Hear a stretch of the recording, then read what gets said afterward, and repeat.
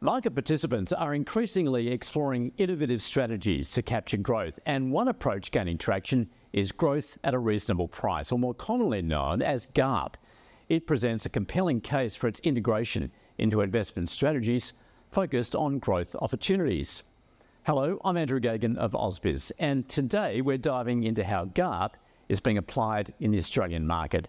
Joining me is Jason Yee, Director of Factors and Dividends Indices at S&P Dow Jones Indices. So Jason, what exactly is a GARP strategy and how does it differ from traditional value or growth investing? So GARP stands for growth at a reasonable price. It's a factor-based strategy that measures potential growth opportunities while considering valuation. So the traditional value investing is characterized by investing in low valuation stocks, which is defined by valuation matrix like price to earnings and price to book ratios. So a pure value investor seeks to find stocks that are trading at a bargain price, and the valuation is the key consideration here. On the other hand, so unlike value, growth investing has often been less well defined. So some would argue that high valuation or the opposite of value is equivalent to growth, but others may argue that they use growth matrix such as earnings growth or sales growth to define it. So a pure growth-oriented investor, they might be willing to pay for growth at any price, even if the valuation is extremely high. So GARP sits somewhere in the middle. It blends both approaches, looking for companies with growth characteristics, but also taking the valuation into consideration. So the GARP strategy was popularized by fund manager Peter Lynch, who believed that growth investing should also consider valuations. And this dual focus is intended to help investors identify stocks that may not only be poised for growth, but also supposedly priced attractive relative to their growth potential. And so how does S&P Dow Jones Indices use a GARP strategy? At S&P Dow Jones Indices, we have been measuring GARP strategies through indexing approach since 2019. Our GARP indices take a two-step multi-factor approach. So we first screen companies that are considered strong growth characteristics like earnings growth and sales growth. And then within this growth universe, we screen for companies with good quality and reasonable valuation.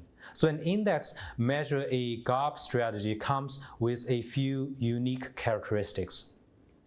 First, we apply a rule-based systematic approach to avoid active individual discretionary decisions.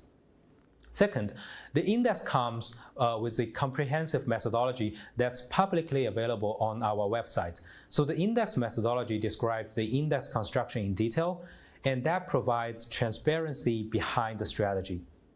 And lastly, our index follows a periodical rebalancing schedule, which is designed to ensure that we consistently target the companies that meet the index objective. And has a GARP strategy been made for Australia? Yes. So we launched the S&P ASX 200 GARP Index in August 2024. However, the Australian equity market is quite unique in its sector weight and large cap stock concentration. So we modified the index construction to better address the characteristics of the domestic market. So starting with the S&P ASX 200 index universe, we first have some basic screening like positive earnings, and then we calculate the growth factor and the quality value factor. So the growth factor is defined by combining 3-year earnings per share growth and the 3-year sales per share growth.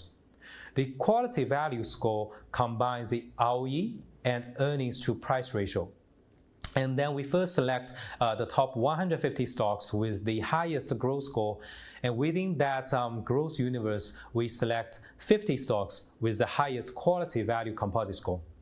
And these constituents then, they're weighted by the float market cap times the quality value score.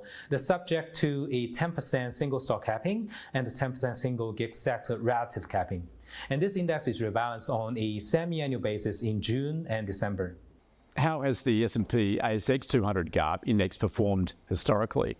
So the index outperformed the S&P ASX 200 during the full backtest period with a moderate tracking error. So when breaking down the historical performance into different rolling windows, we found that the longer performance horizon, the higher likelihood of the GARP index outperformed the S&P ASX 200.